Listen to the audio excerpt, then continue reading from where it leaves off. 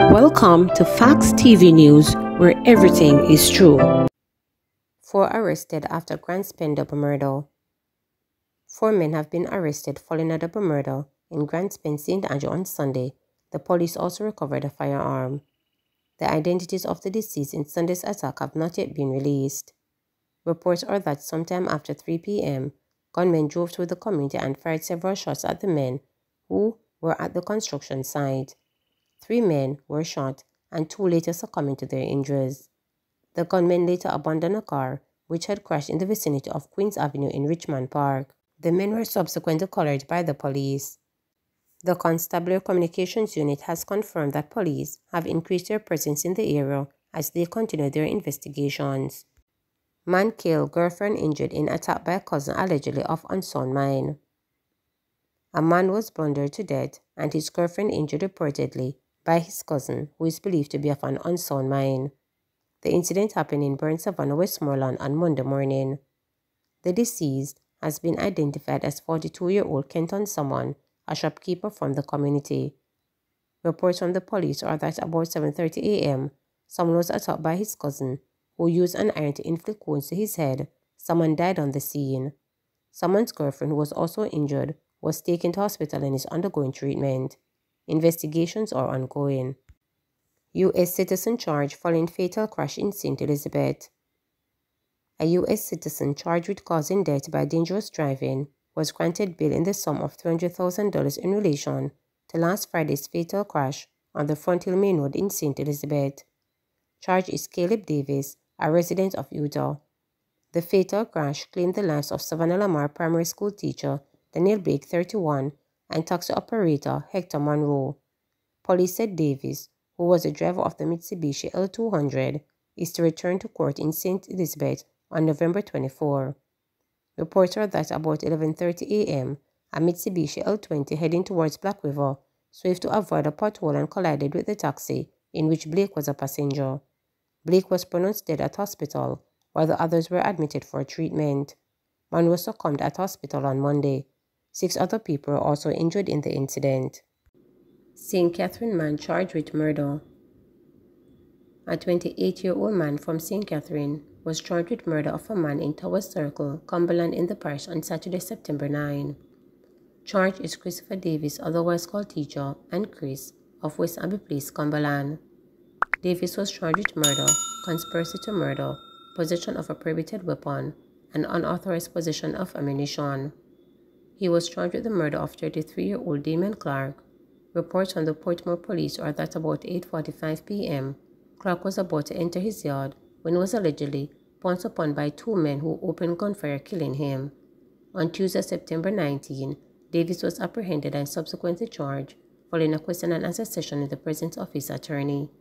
A court date for him is being finalized. MOH activates various measures to reduce dengue impact following outbreak.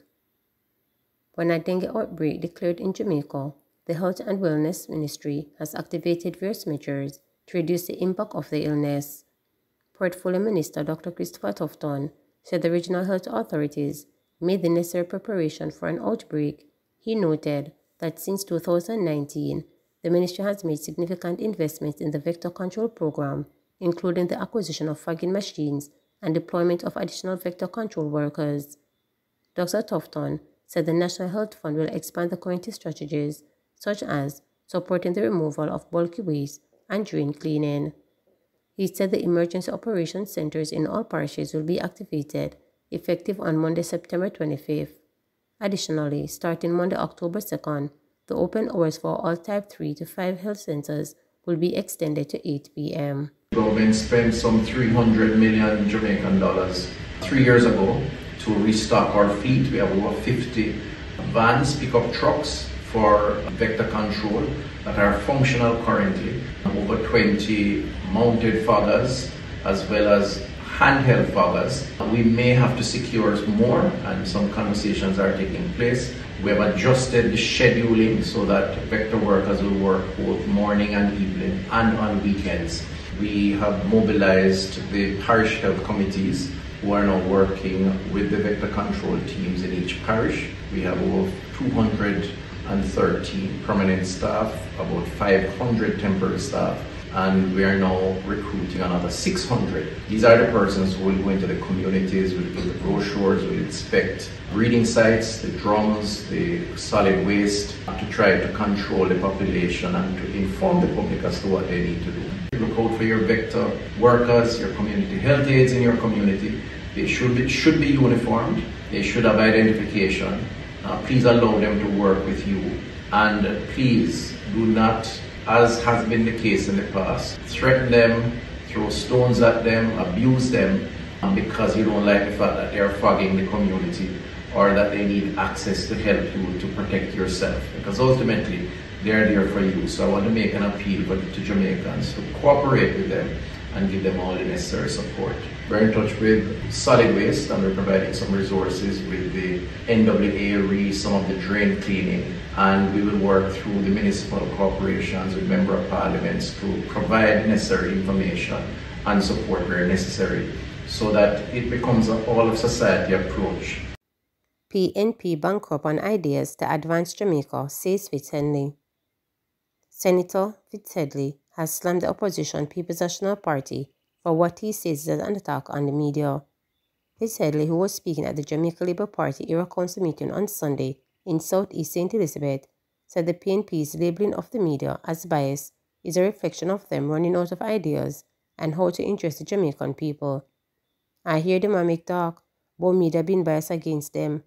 My message to the PNP tonight is, anytime you hear a political party cursing the private sector, cursing the media, this is evidence of a party that is desperate, that is bankrupt on ideas, and have no idea on how to advance the interests of Jamaica people. They have no clue on how to move Jamaica forward, stated Fitzhenley. I say to them, leave the media alone, back off, and think about some ideas to develop Jamaica, he continued. The senator's comments followed arguments posted by the People's General Secretary Dr. Dayton Campbell in an address to the party's St. Andrew East Central Constituency Conference on September 3rd. Campbell accused nationwide news media of being an incubator for the Jamaica Labour Party and named several employees of the station who are now working in the government services. Campbell's comments were condemned by the Press Association of Jamaica, which stated that such remarks coming from a prominent public figure have the potential to place nationwide journalists at risk of attack by political activists and party supporters. The government and the Media Association of Jamaica also condemned the comments. Nationwide's office on Brother Avenue in St. Andrew was reportedly attacked by a gunman on September 8. The PNP said it was astonished by the report of the shooting, while expressing profound relief that there were no reported physical injuries. Please remember to subscribe, like, share,